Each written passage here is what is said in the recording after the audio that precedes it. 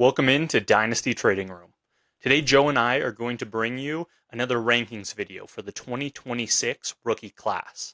Today, with our rookie rankings, we're going to bring you draft capital projections for next year's draft so you can get an idea of where these guys are going to fall in the draft compared to previous classes.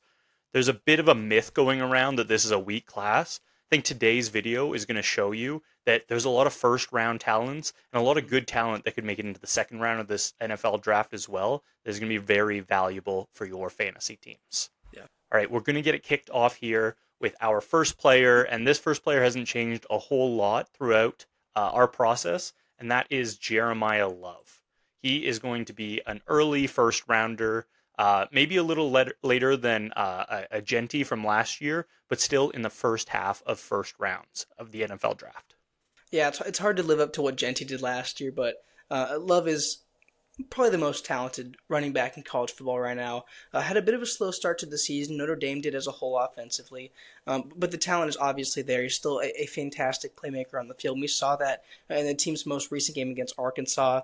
4 total touchdowns, very involved as a receiver, efficient as a runner. I was really impressed with this game there, but he's been good all season. He's had a couple of massive games, and that talent just has been there the entire time. I'm not worried about Love at all. I have been kind of flip-flopping between my number one guy, between him and Jordyn Tyson. But right now, Love is our consensus number one, and I think for good reason. He is just fantastic. He has a amazing arsenal of moves to use to shake off defenders. He's a powerful running back. He has amazing speed. He's just extremely well-rounded, and I think very worthy of this first-round grade that we've given him. He's a super explosive back, and what makes me really excited, and the reason I'm going to have him so high in fantasy, not only because of the draft capital, but because of his pass-catching chops. He's just an amazing pass catcher. He might be the best pass catcher regardless of position on this Notre Dame team. He's just that important to an offense, and I can see him having a similar role once he gets into the NFL next season. Second on our rankings list here is wide receiver Jordyn Tyson. Now, he's another player that we have going as first half of the first round in the NFL draft next year. Yeah, I wouldn't be shocked at all to see Tyson sneak his way into the top 10. When it's all said and done, maybe even the top 5 isn't that crazy when you think of a wide receiver who can make such an instant impact in an NFL offense. Tyson is, just like Love, a super well-rounded player. Those are the types of guys that are going to go with those very high first-round picks. When I look at Tyson, I see a guy who's a great route runner, very fluid movements, able to shake off defenders in that way. But he's also able to make those contested catches. He's able to win downfield, win in the intermediate part of the field. He's just has the makings of an alpha number 1 NFL wide receiver. I'm super excited to see what he does the rest of the season. He has really heated up over the past couple of games against some good opponents in the Big 12. A ranked game against TCU had a monster performance against the Horned Frogs. And Tyson's been my wide receiver 1 since the offseason. I think he's going to continue that run throughout the entire college football season unless something ridiculous happens. So he's going to be a major player for Dynasty Leagues all offseason. He's having an amazing year for the Sun Devils. Tyson is my wide receiver 2 in this class, but I wouldn't be surprised to see him go as the first wide receiver off the board in the NFL draft, just because he's that X receiver. And that's what so many teams are searching for, is that big-bodied X receiver that can win on the outside, and that is him. I think this is a 2 wide receiver class. These top 2 guys are going to go very early in the NFL draft. And Tyson is one of those. It's a 1A, 1B situation, whichever way you want to have it. I'm not going to argue. Now, among the Power 4 wide receivers this season in college football, he is first in touchdowns. He's third in yards, first in receptions, first in first downs. Like, he is killing it across all statistical categories. And something that really stands out is he just absolutely destroys man coverage. He's had 14 targets and 11 receptions for 120 yards, 3 touchdowns, and 4.6 yards per route run against man coverage this year. Having that kind of player on the outside, X receiver, is just something every NFL team wants, and it's going to make him go very high, like you said, possibly a top 10 pick in the NFL draft. Mm-hmm. Now on to our third player in our 2026 rankings, and that is Makai Lemon. He is another one that we have going as an early first half of the first round of the NFL draft next year. Yeah, Lemon is a player that when you look at him, you see some ridiculous production. Already over like almost to 600 receiving yards on the season through just 5 games. He's had some really impressive games against some good competition, especially in Illinois. That loss to Illinois, who was ranked, by the way, 11 receptions, 151 receiving yards, and 2 receiving touchdowns. He was fantastic. He's been good against good competition, and I expect that to continue. He's a fantastic athlete.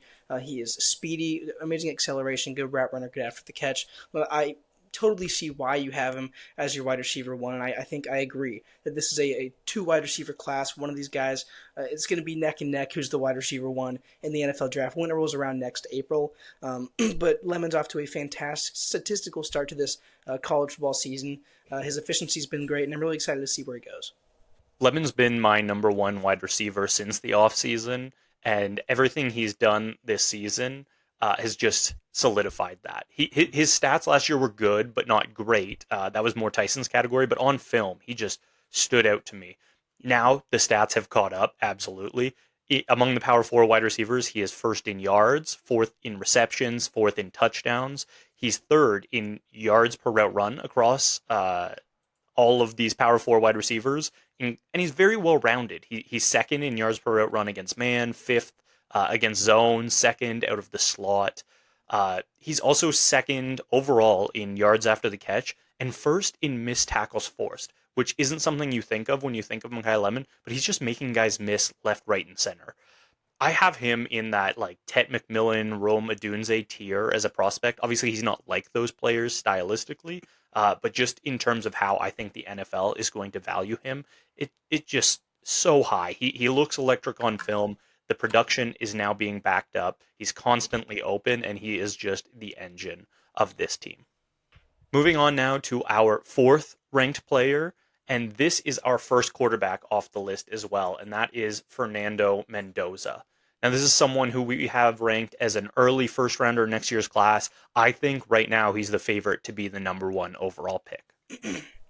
Yeah, I think you have a great point there. We've seen so much movement in this quarterback class from preseason expectations to what we're seeing currently in the odds. It looks like Mendoza, who knows, maybe he will be that number one pick by the end of the season when draft season hits because a team needs a quarterback so bad. And he's looked fantastic this year. 16 touchdowns, only 1 interception. He's really limited turnovers. He's been dicing up some good defenses as well. And it's been what the consensus opinion was that he was too limited in that Cal offense, so he transferred to Indiana and he was going to have that breakout season. That's exactly what he's doing in Curt Cignetti's offense. He's been absolutely fantastic on point. He's been able to move out of the pocket, make those throws downfield. He's been extremely accurate, especially in the red zone, layering balls over the top of defenders. His film looks great. I watched his film against number 9 Illinois when they were number 9 before they got destroyed by Indiana, and he was absolutely amazing. Surgical quarterback, and I think he's going to be a high draft pick when all is said and done, and that's reflected in our grade. I'm going to take a little bit of a victory lap on this one because this was my number 2 quarterback in the class coming into the year when Yep. not many people had him even in their minds going into this season. At Cal, his numbers were terrible. They did not look good because that offense did not suit his play style. He can air out the ball. He's an accurate thrower. He has good touch on the deep ball. And Cal just didn't take advantage of any of that. Now that he's at Indiana, I saw this breakout coming, and I am super excited to see what's happening. Through the first 3 weeks, there's just not great competition he played against, but he played very well. This game against Illinois really put all the doubts to rest. Everyone is on board now. Fernando Mendoza is a great quarterback. He's mobile enough. He's not going to blow anyone away with his legs like some others in this class, but he's mobile enough to pick up some yards, a great aspect for fantasy. But really, I just think he is the best overall quarterback in this class. And once you have a quarterback that's going early in the first round, he just has that leeway to be a starter for multiple years, something that you really value in Dynasty. I will Absolutely. say here, I mentioned he was my second ranked quarterback going into the season. Number 1 was Arch Manning. He's not going to show up on our list today before anyone asks. That's not because he doesn't deserve to be in the top 24. It's just that he is very unlikely to enter the draft after this season. Correct. It's become pretty clear that he is going to go back to college. That was always the most likely case. The only scenario where he was going to enter the draft is if he had an absolute crazy season. He was going to be the number one overall pick. That's not the case so far. He hasn't looked terrible, but it's pretty clear now he's going to be going back to college. So for now, we're going to leave him off these lists. Yep. Now our number 5 ranked player in this class, and it's another quarterback, a different stylistic quarterback, and that is LaNorris Sellers. Yeah, differently in style entirely. You just mentioned there are some quarterbacks in this class that can really use their legs. Sellers is one of them. However, he hasn't had a ton of production on the ground this year. He did just have a really good game with his legs against Kentucky, 81 rushing yards there. But it's been less of what we saw last year in terms of rushing production. However, the same rocket arm is still there with Sellers. He throws spears down the field. They are just some ridiculous deep passes he's flashed. He had a couple really nice ones against Missouri in that loss to the Tigers, but the consistency as a passer isn't really there yet like we were hoping it would be. I think it's still going to take some development. No one ever denied that there wasn't going to be a big development phase with Sellers, but the potential, the ceiling is still absolutely there. There's no question about it. It's not like he hasn't shown the same flashes, the same huge playability that he did last year. So he's still going to stay pretty high up in these rankings compared to where he was preseason. I don't expect that to change as long as he keeps showing those high ceiling, big play-making ability plays. But I am excited to see where Sellers goes. Obviously, it hasn't been the ideal start of the season for the Gamecocks in South Carolina, but I think Sellers has the ability to rise above the less than ideal situation around him and really be a high draft pick by the end of the draft season. Right now, I have him as an early first rounder. I don't know if he's going to be that top 3 like I expect Mendoza to be, but he just has too many tools to fall too far in this draft. Coming into the year, I was actually a little down on Sellers. I was definitely behind consensus with him because I just don't like these quarterbacks that are great runners, but not great passers that aren't a good traditional quarterback. It was how I felt about Jalen Milroe last year, maybe Anthony Richardson before. These guys that are just projects as a passer, I'm not on board with. This year, I've seen more with LaNorris Sellers. I have seen him throw the ball downfield more. I've seen him hit guys in stride, have good touch on his passes, and most importantly, just more consistency than last year. He's still not in that Mendoza tier. He's not the most consistent quarterback, but you can forgive a little bit of that when he is just as electric as a runner as he is. Now, I agree, this year you haven't seen the rushing ability as much, but it's obvious it's still there. It's not like he stopped becoming an elite athlete. He's still super fast. He gets to the outside. We've seen flashes of that this season. I think he's been banged up a little bit. He's come out a little bit through the season, and he just looks a little more hesitant to run than he was in the past, staying in the pocket a little bit more. And that's probably the reason that we're seeing these lower numbers. I have no worries if he does enter the NFL as a starter next year at any point, then he is going to be one of the top 3 rushers in the league right away when he enters the league. So that's why we have him so high here in our ranks.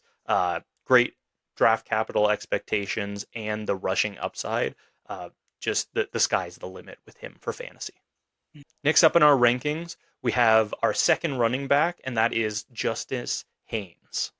We have Justice right now as a late first-round pick as the second running back off the board in the NFL draft. Yeah, Haynes is a guy that I was so excited for this season when he transferred from Alabama to Michigan after the 2024 season.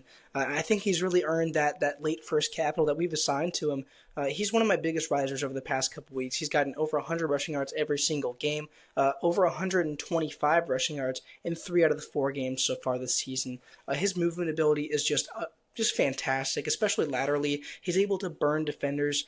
He's that big play, great speed guy. Obviously, not one of the biggest burners, but he has the speed to make those big plays. And he's also a really good physical running back. He can push through defenders. He can break tackles. We've seen him do that countless times with Michigan so far this season. And he is kind of the the main part of this offense, it looks like so far. Bryce Underwood's still developing their freshman quarterback, but Haynes is the guy that they can lean on to be that consistent presence. He's averaging 8.1 yards per carry so far this season. I know it's college, but that is pretty impressive when you think about how many carries he's gotten and the workload he's getting at Michigan. But his first year with the program, he's really impressed. He looks like one of those home run prospects for a running back. And if he can go in that late first round spot, I think that's going to be absolutely perfect if he goes to a good team. But I'm excited to see what Haynes can do. He's been absolutely fantastic in his first year with the Wolverines and showing that talent we saw at Alabama the last couple of years. We identified this before the college season started, that Haynes is someone that could really break out with this transfer to Michigan. Yeah. And it could either go one of two ways. It could go like some of the other transfers, like the Jaden Ott and Makai Hughes, that he just isn't the lead runner. He's not important. Or it could go this way, the way it's gone. And he's absolutely broken out. The production has been amazing. Yep. I noted that he's not the best at any one skill. He's not the fastest. He's not the strongest, but he does everything so well.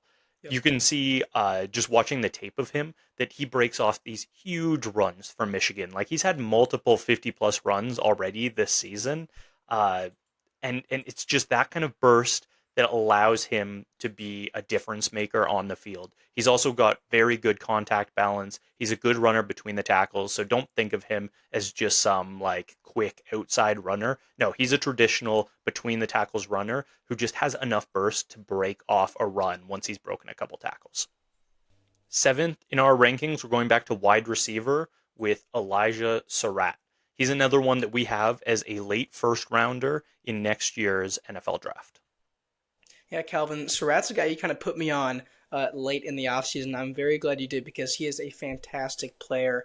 You see a guy that's just consistent at every level. He can win on every level of the football field, deep, intermediate, short, and he's been a huge part of this Indiana passing offense, just like we thought he would be. And he seems to be Fernando Mendoza's partner in crime this year. He's already got 6 receiving touchdowns. He's been such a good weapon in the red zone, getting open early and often for Mendoza to give him the ball. And he's been a big reason for Mendoza's success. He's a really consistent player, always getting open, always beating the defensive backs, no matter what they throw at him. And his production has been really impressive so far. 388 yards through 5 games so far this season. I think he's one of those guys that could shoot up draft boards as the year goes on. If Mendoza becomes that Heisman guy, I think it's going to just push Sarratt further and further into the spotlight and maybe push him up to the end of the first round, especially if he tests well, which I think he might. But he's a very impressive receiver to me, a guy that I think is trending up in every single way, and he's had a near perfect start to the season, in my opinion.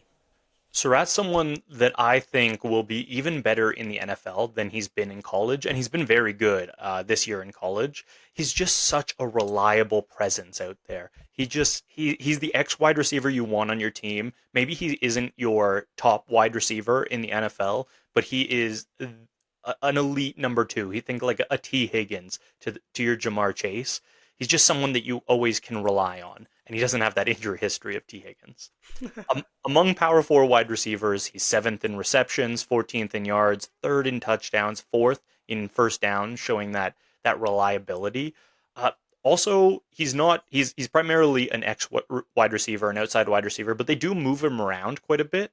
And his yards per route run is actually 1st out of the slot of all the Power 4 wide receivers. So he's just an all-around great player, but has that strength, that physicality to be your guy at the X, to win on the slant routes, to win down the field. He has enough juice to beat guys downfield. I'm just so excited to see what he can do once he gets into the NFL. Next up on our list, we're going to stick at wide receiver and have Carnell Tate.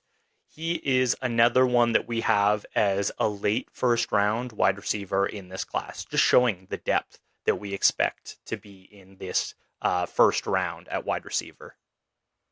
Yeah, Carnell Tate, among that group of guys that I really like, the high floor receiver that does everything really well. Similar to a guy like Ibuka last year. They're not really similar in play style, I don't think, but I think their draft paths are going to be similar. Kind of projected late first round guys the whole year. I think that's where Tate's going to end up going. But I really liked him once I realized that this guy is producing next to Jeremiah Smith, and Emeka Egbuka. And that was back in 2024. He's continued to produce next to Jeremiah Smith in 2025 with a brand new quarterback under center. His role has been pretty consistent. He can win downfield. He can win intermediate, all levels of the field. Those are the receivers you're going to see rise to the top in terms of draft capital. That's what we've seen so far. But he's also a good threat in the red zone. He can make those contested catches. He's a physical receiver, 6'3", 195, so he's got that taller frame that can go up, climb the ladder, and make those big-time receptions for big plays for Ohio State. And we've seen him do that several times this year so far. Did it against number 1 Texas in the first game of the season, just for an example. But Tate is a guy that I see as a high-floor player, a well-rounded guy that Ohio State seems to produce a lot of those well-rounded, pro-ready receivers. I think Tate's just the next guy that's going to slip into the first round and turn in a pretty productive rookie season. So if you want the safe bet, I think Tate is your guy if you had that late first-round pick. It's a different profile than other wide receivers above him because all those other guys are the clear number 1 wide receiver on their team. He has the unique situation of sharing the field with a generational talent in Jeremiah Smith each week, so he's not that number 1 wide receiver. Still, he is producing. On 18 targets, he's got 15 catches, 252 yards, 3 touchdowns. He's been very good. 2.68 yards per route run. These are all really quality numbers. Something that stands out to me is his reliability. Among Power 4 wide receivers, he's actually 5th in contested catches, and he has 0 drops this season. He has been great at the catch point. He's a physical wide receiver. You mentioned Egbuka. They have a lot of similarities in the situation, not being that number 1 wide receiver on their team out of Ohio State, but being a really reliable number 2 there. Another thing that he has in common with Egbuka is just that reliability. Now, the big difference that you have with Egbuka is he's 6'3", 215 pounds. He is ideal size for a wide receiver. So once we see him in the NFL, he is a candidate to kind of take a leap up from where we've seen him production-wise in college. Now 9th up in our rankings for the 2026 class, we're going back to quarterback, and that's John Mateer.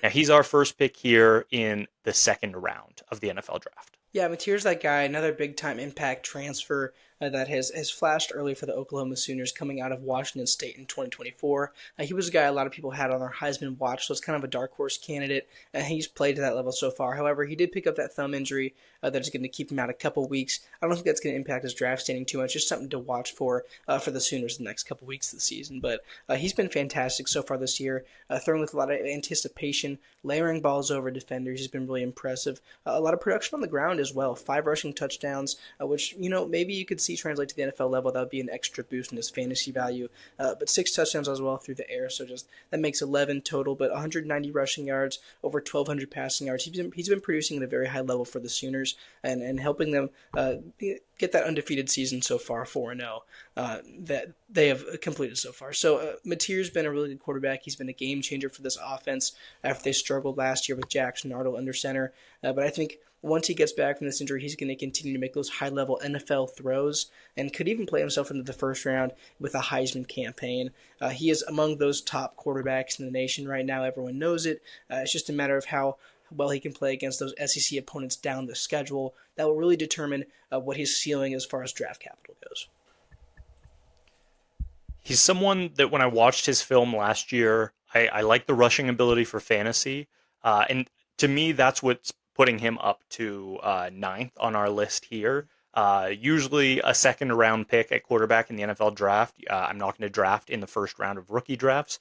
But John Mateer has the legs to make such a difference for fantasy. He's not the fastest quarterback in the class by any means, but he's just so mobile. He's so fluid in his movements. He's able to get out of the pocket very well. He has good feel in the pocket. The difference from last year, what I'm seeing is the passing, the steadiness in the passing game. Last year, I saw a lot of throwing off of an inconsistent base. He looked like the footwork wasn't quite there. This year, I see a real improvement in those areas. His ability to connect on some of these deep balls has drastically improved this season in my eyes. I'm just seeing him now as a player that a team could look at as a starting quarterback for them sometime during even his rookie season, if not waiting until his second season maybe. if he can get a job in the NFL as a starting quarterback, if he gets that chance, then his rushing ability is going to make him a very attractive fantasy option. And from what I've seen so far, he's just a guy you want to cheer for. He's a hard worker on the field. He's got that heart that you see in some of these quarterbacks, and I'm going to be cheering for him throughout the rest of this season. Next up on our list, we're going back to running back with Jonah Coleman.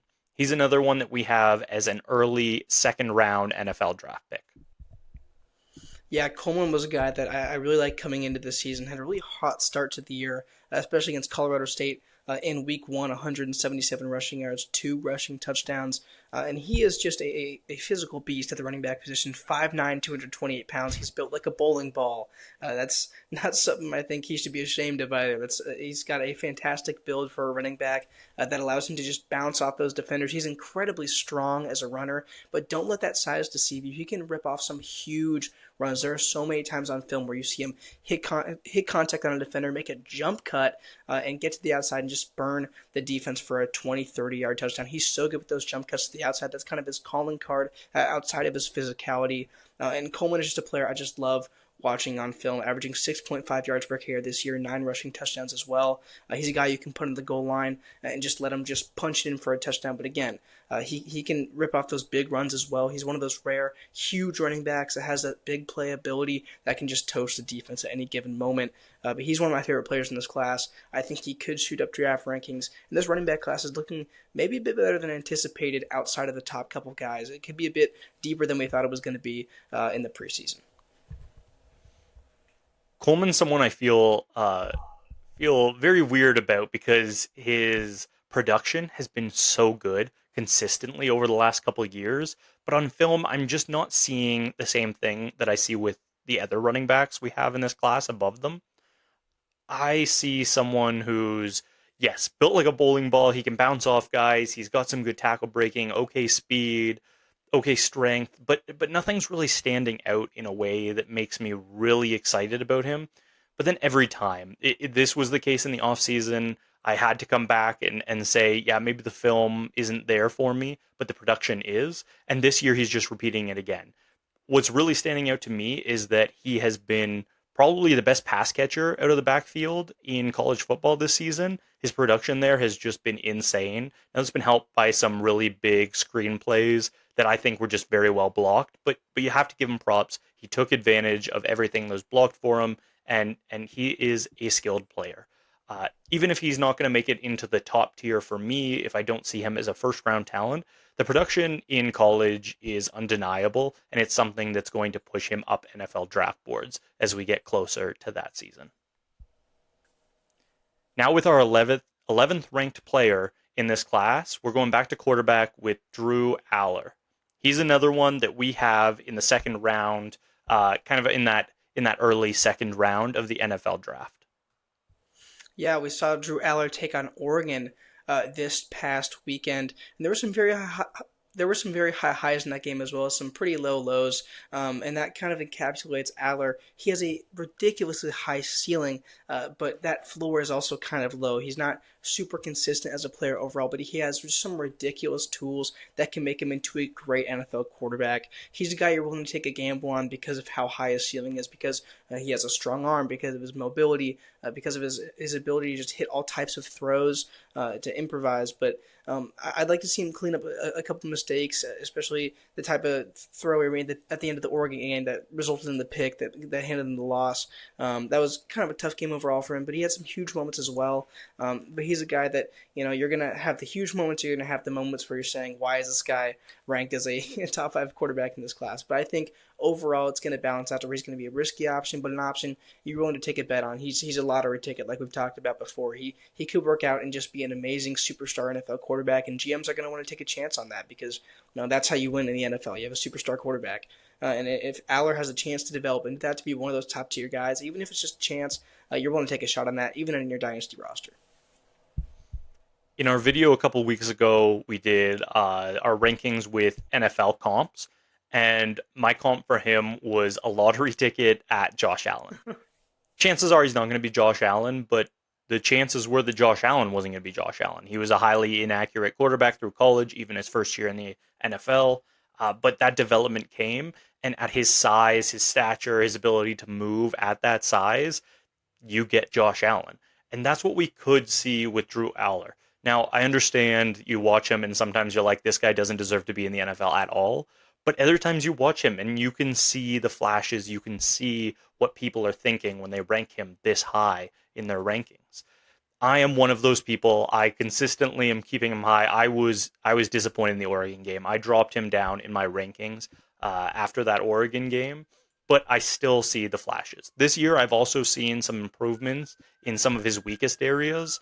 Uh, he was criticized for not throwing with anticipation last year, with not being able to read through his progressions. This year, I'm seeing more of that.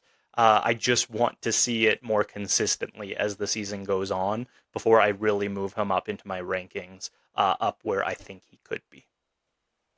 Now, our 12th ranked player, so what would be the end of the first round of your rookie drafts, we have Denzel Boston. And we have him projected as a mid second round pick in the NFL draft next year.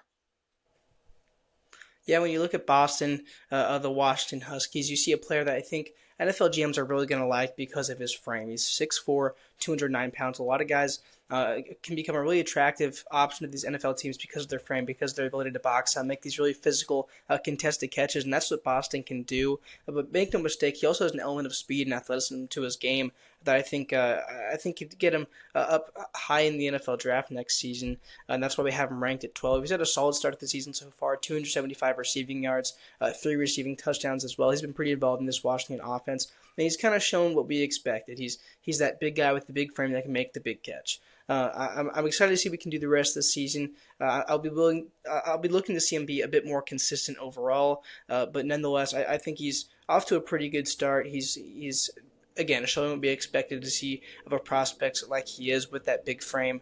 He can have all sorts of pro comparisons like we did in our last video, but I think the floor is pretty high for him just because of that physical ability, that frame he has. I see other people in the dynasty space having Boston higher than we do, having him as like the second or third ranked wide receiver in this class. I see the flashes of why you would want that. There's some huge plays, the contested catches. They're exciting. They're great highlight plays. I just think right now Boston is a more limited player. He's great against man defense. On 11 targets, he's got 8 receptions, 123 yards, 2 touchdowns, 3.4 yards per route run. He's been very good against man. He's tied for 7th in contested catches against man defenses as well. It's just that he's not an all-around player. He's an outside guy that's going to beat players downfield when he's matched up one-on-one. He's got the size, the ability to bring in those catches, those good hands, and the speed with that size to get downfield and gain some separation. I think of him as someone like Mike Williams right now, which is great. There's big boom possibility for fantasy, but it's not the kind of player who's going to be your number one wide receiver on an NFL team. It's Sure. more of a role complementary player, but good for fantasy because of those big explosive plays. What I could see though is that he's got that size speed combo that he could develop into more than just what he is right now. I don't think this is the end of Denzel Boston's development. Once he's in the NFL, maybe it doesn't happen right away, but he could develop into an alpha wide receiver out on the outside. And I think NFL teams are going to look at him, look at that potential, and it's going to rise him up draft boards. People that can win on the outside against man defense, big X receivers, those are in high demand in the NFL, and Denzel Boston is one of the best in this class. Yep. Don't forget to like and subscribe for Dynasty advice like this all season long and even in the off season while we get ready for the 2026 NFL Draft. Go ahead and comment below what you think of our top 24 rankings, how you would change them. Are there players that we should have ranked that we don't even have on this list? But let us know down below. Now moving on to our 13th player in these 2026 rankings, and that's Jadarian Price. Now he's a running back that we have expected as a middle of the second round NFL draft type of player. Yeah, Price is a guy that I didn't come into the year expecting to rank so high, but he's really played himself into this ranking. Obviously, Jeremiyah Love was, the big dog in this backfield, but Price has really earned himself a huge role as well in this Notre Dame offense. He does everything super well, an extremely well-rounded player.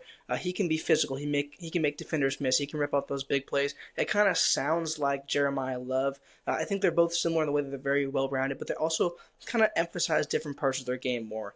I think if I were to take the two, I would take Love as kind of that bigger, a more physical player, but Jadarian Price rather, I think is kind of the more electric, the lightning to Love's thunder. I think we were talking about this before the show. It's kind of like the Lions' backfield in college football now. It's David Montgomery would be Love and Gibbs would be Price. It's kind of a thunder and lightning duo, but Price is a guy that's really grown on me. I think he, by himself in a vacuum, could be a really good prospect and turn out to be a really effective NFL running back at the professional level. But like I said, just a guy that I've fallen in love with in this early season of college football. I think he's going to be great. At times, I've seen Price look like the better rusher between the two.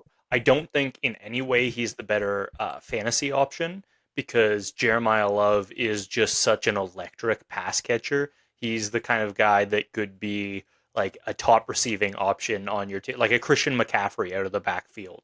He's just that good, that explosive with the ball in his hands out in space. But Jadarian Price is just so good between the tackles. He is, and that's not to say he's just this power runner that can't do anything else. Like you said, he's electric out in space, but he has the strength to just knock over defenders. To his contact balance is incredible. He's able to break all these tackles and just always gain extra yards on every run he makes. So they really, going into this season, I actually had some worries about Jeremiyah Love because I thought, oh, Jadarian Price is just some guy, but he's got really good numbers. So maybe it's just this offensive line, this running scheme for Notre Dame is just incredible, and that's why Love's numbers are so high. Digging into the tape this year, it's just that Jadarian Price is also an elite option Mm-hmm. as a running back in college football. He's someone that I think absolutely deserves this rise up boards and could rise even further. He's someone, like you said, like Montgomery or like Algier when he came into the league, maybe more limited as a pass catcher, but can be absolutely the number one running back for your team. Yeah. Next up on our board is Aaron Anderson, a wide receiver out of LSU. He's another one that we have as a mid second round pick in the NFL draft next year. Yeah, Anderson out of LSU is a really interesting prospect to me. He's listed on ESPN as 5'8", 188 pounds. That's a really unique size for a wide receiver, but that athleticism is what draws you to his profile. He's got ridiculous speed. He's really good after the catch. He can win in all areas of the field. The one thing I am worried about is that his production has kind of tapered off as the year has gone on. That's something we want to see change before the draft cycle gets really into full swing. But he's one of these guys I think that if he tests really well, which I think he can, if he runs a great 40, something like that, just wows the scouts, he could fly up draft boards in April. So it'll be kind of a wait and see game for Anderson. Wait and see if his production goes back up. Wait and see if he tests super well at the combine. But he's got the tools to be a playmaker in terms of speed. You see it on tape all the time. He's great after the catch. And yeah, we'll see. Whatever scale says he's 188 pounds, I would like to buy because this guy looks so much bigger. He's the Jonah Coleman of wide receivers. He's 5'8", but he is just built. He is a very strong physical player. Now he's a little bit limited. He only plays out of the slot for the most part. But out of the slot, he's physical. He attacks the ball. He can make defenders miss with that strength. I really like watching him play. I just think there's some limitations there on his size and his role pretty much exclusively out of the slot, makes me a little bit more worried about what it's going to look like at the NFL level, how NFL scouts are going to look at him. But still a very exciting player on the field. Yeah. Next up in our rankings is Nicholas Singleton out of Penn State. A bit of a faller here this season, but we still have him going in the late second of the NFL draft next year. Yeah, Singleton has not really been efficient on the ground like you want him to be. 3.8 yards per carry through 4 games for the Penn State Nittany Lions. Hasn't been super involved as a receiver as well. So just some things you want to see pick back up as the season goes on. He has plenty of time to right the ship and trend back up in the draft cycle in the world of college football. But he does have 5 rushing touchdowns as well. He's got 200 rushing yards, so it's not like everything is going wrong for Singleton. He just maybe needs some time to ramp up back to where he was last year. But I think he's still going to be a sought-after prospect in the NFL draft, a really versatile player who can make those big plays. We've seen him do it for years at Penn State now in his senior season returning. He's got a good size, too, 6 foot, 224 pounds, and we'll see as the season goes on if he can get back up to the production level he was at last season. Obviously, he's competing for touches with Kaytron Allen in this backfield. They're a really good duo, but if Penn State can get back on track offensively as a whole, I think Singleton will do the same. Going into this season, Singleton was pretty clearly the number 2 back in this class, and he definitely hasn't played like it thus far. I do, just like you said, I think he could really break out over the second half of the college season. If he can get that juice back that we saw last year, break off some of those runs, be used out in space more as a receiver, then I don't see any issue with him getting back up. And we have a bit of projection here of him having a little bit of a bounce back over the second half of the year, but he has a chance to go even higher if his play from last year returns. Next up on our list, we have another late second round of the NFL draft wide receiver, and that is Jacoby Lane. Yeah, Jacoby Lane, not a player I was super familiar with coming into the cycle, but he's really had a strong start to the year. This USC passing offense is humming. That's obvious by the fact that we have 2 USC wide receivers now in our top 24 rankings. But Lane's a guy that can make a big play. He's got a nice frame, 6'4", just similar to a guy like Denzel Boston we just talked about.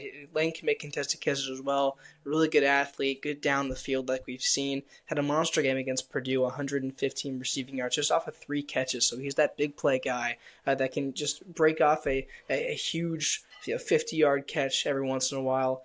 We've seen that so far with USC in this high volume, really productive passing offense so far. Absolutely, he's a big play kind of guy. He's among the Power 4 wide receivers, 13th in yards per route run, but he's also 7th in yards per reception at 21.4 yards per catch. Just so many big plays when he touches the ball. And I've seen him do a little bit of everything too. At first I thought like, oh, maybe he's a speedster, maybe he's just like a sideline guy. No, he's done a little bit of everything. What's really shown out to me on tape is just some exceptional contested catches.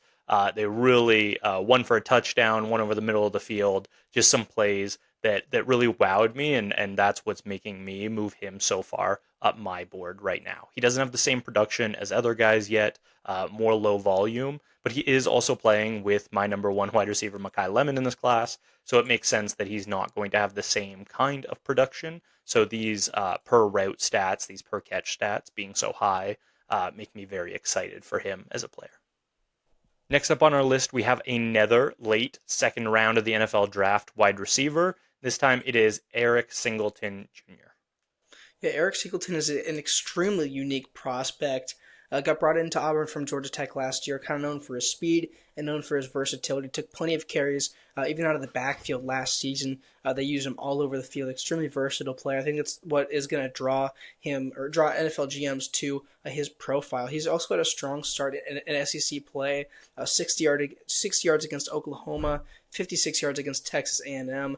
So you love to see that consistency in terms of his role in this Auburn passing offense. Auburn looks, pretty decent so far this year offensively. We'll see where they go. But Singleton, obviously, his main calling card is that versatility and his speed, that athleticism. He's a really good athlete, and I think that could make him, a super big riser up draft boards if he has a great combine. Like I've said that about a couple other guys, but you kind of see that archetype of receiver, the guy that could have a really good pre-draft process and fly up draft boards. I think Singleton could follow that similar path we've seen in the past. Absolutely. This is a combine riser kind of guy. Amazing speed, great athleticism. He's been used mostly as like that gadget guy, but I'm starting to see signs that he can be more. And that's what we're looking for with these gadget guys. Can they take that step and really expand their route tree? I've seen him gaining crazy separation on some of like these curl routes, a few comebacks. He's able to really change direction quickly. And with that speed and that change of direction, that makes for a very exciting prospect. He's not someone that has no production either. Among the power four wide receivers, he's 16th in receptions, 10th in yards after the catch, and 7th in missed tackles forced. So he just has this electric aspect about him, this athleticism that really helps in all facets of his game. And I'm excited to see if he's used more in a variety of ways over the second half of this college season. He could really fly up boards. Now on to our 18th ranked prospect in this class, and that is Darius Taylor. So we have him right now as an early third round pick in the NFL draft. Here's where I want to note that even though he's down there in that early third, and we might have some guys after that are ahead of him in the NFL draft, our overall rankings are fantasy based. We're what we're anticipating for your dynasty rookie drafts. And especially with Darius Taylor, as we'll get into, he's someone that even if he goes later in the NFL draft, has potential to be more valuable for fantasy.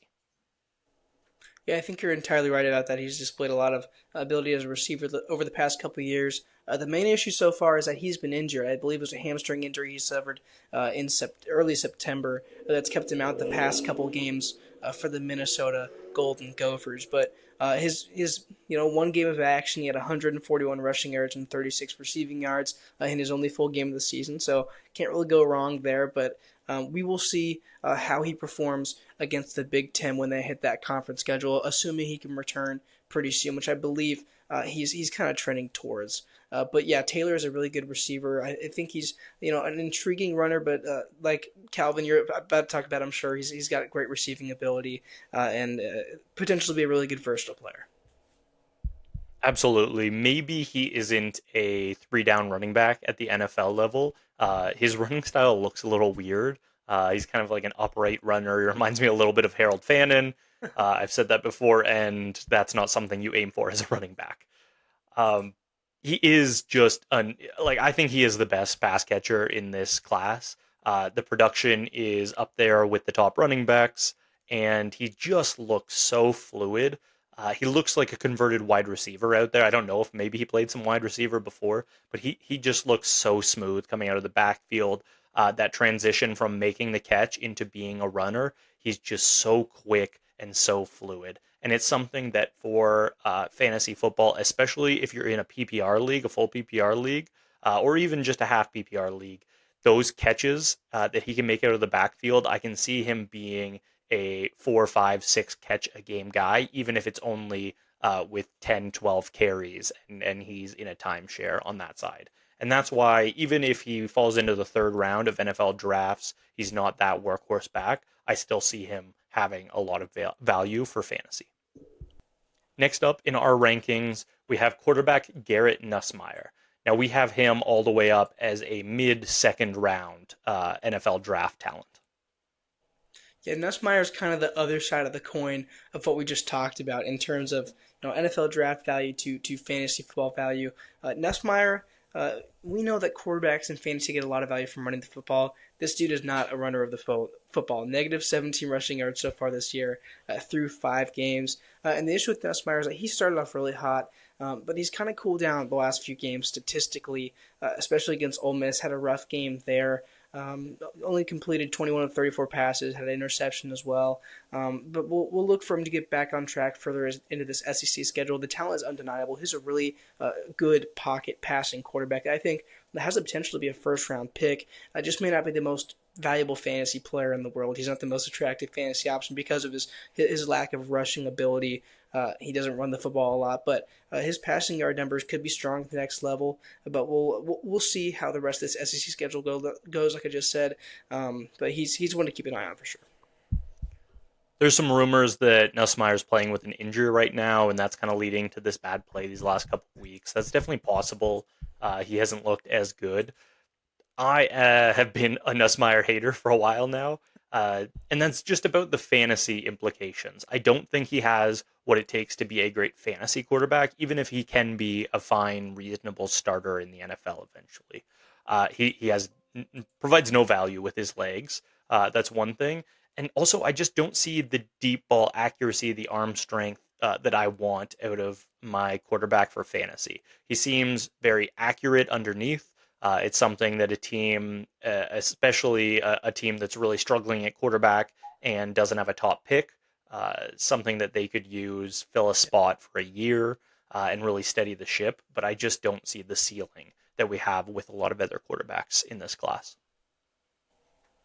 Now, next up in our rankings, speaking of ceilings for fantasy, we have quarterback Sam Leavitt. Now, he is projected as an early third round NFL draft selection for us right now. Yeah, you talk about going from a guy that does not run the ball and also a guy that's already compiled 281 rushing yards at the quarterback position so far this year. Leavitt is definitely a different quarterback as far as play style goes from Nussmeier. But Arizona State had kind of a rocky start to the season, but they've really steadied the ship offensively. Leavitt has that fantastic connection with wide receiver Jordyn Tyson, the guy we talked about super early in this show. But Leavitt has been really good on the ground. Several games above 50 yards rushing.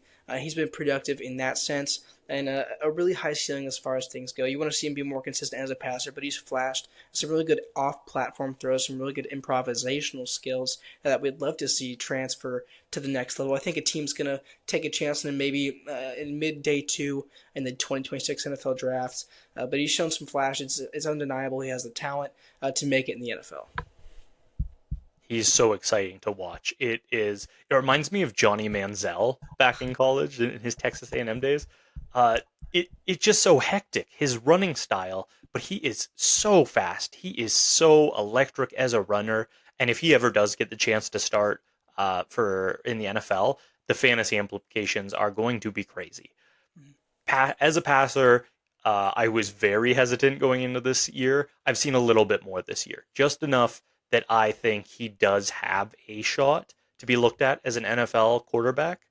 It's still a bit of a long shot. He's still very not traditional as a quarterback. He's not going to sit in the pocket and dissect the field, but he does have some incredible flashes. And at the end of the day, we're talking about fantasy here, not just NFL capabilities. Mm-hmm. Next up on our list here, we're back with another wide receiver. An early third round NFL draft capital receiver, and that is Kevin Casey Concepcion. Yeah, Concepcion is a guy that I've liked since the off season. A guy you can deploy in the slot if you want to. He's really good after the catch. He's a great athlete with a fantastic catch radius, and his production at Texas A&M. He transferred in from NC State. His production at A&M so far has been really impressive. 340 receiving yards and 3 receiving touchdowns so far this year. So he has fit seamlessly into this offense and carved out a major role with Marcel Reed at quarterback. But Concepcion's a guy I think that he's an amazing athlete. He's a really fluid mover. Great after the catch, like I said. He can make those big plays and make defenders miss, and that's what I've seen him do so far this season. Pluck the ball to the air and earn some extra yards, and that's going to get you plenty of extra points in fantasy football. He's a guy I'm absolutely willing to take a gamble on in my Dynasty fantasy football draft when that comes around next year. He was a kind of like a fan favorite after his freshman year, had a down sophomore year, and now with this transfer, he's looking back to what made people fall in love with him as a prospect. He's on a per game basis among the Power 4 wide receivers. He's 12th in total yards. He's 4th in yards per route run. Like he has looked very good this season. And if this can keep up for the entire college season, I don't see any reason that he is a third round pick. I could see him moving up if this production continues. Now with the 22nd ranked player we have on this list, our first tight end off the board, and that is Eli Stowers. We have him right now as a late second round selection in the NFL draft. Yeah, this tight end class has a lot of guys that could end up being the top tight end. My top guy in this class is Brett Norfleet out of Missouri, but I think Stowers is a great second option. I think he's a guy that's been very productive for a couple of years now at Vanderbilt in an offense that's kind of come out of nowhere with Diego Pava at quarterback. But he's seen a lot of consistent production so far this year. The ability to get into the end zone, but he's good at breaking tackles. He's a fantastic receiver. 6'4", 235, not the biggest guy in the world. He's pretty tall, but he has that receiving ability, and you can see that in his profile. But he's a guy I think at the tight end position. He's going to be one of those more fantasy focused profiles. Maybe not, an elite blocker when you really sit down and watch it, but it could be a really good receiver just because of that smaller size is going to help him with that movement ability, getting off the line and all that. And he's been a really top tier receiver at the tight end position for college for a couple of years. It's not as strong of a class at tight end as we saw last year or maybe even the year before, but Stowers looks very good. His production has been good so far among the power four tight ends, second in yards, fourth in receptions, eighth in missed tackles forced, and he is first in yards per route run by a pretty good margin. He's up there at 3.14 yards per route run. So the profile is there. Like you said, he's not George Kittle. He's not 250 pounds. He's not going to be in there as a blocker as much. That's going to limit his on the field ability, his NFL value a little bit. But for fantasy, if a team does look at him as a specialized pass catching option, we saw Harold Fannin, who had even less of a blocking profile, what he's doing right now for the Browns. So if Stowers finds a similar role in the NFL, he could be very valuable for fantasy. Now our 23rd ranked player in this class, and it is quarterback Cade Klubnik. We have him in that early third round NFL draft pick area right now. Yeah, it's been a nightmare start to the season for the Clemson Tigers.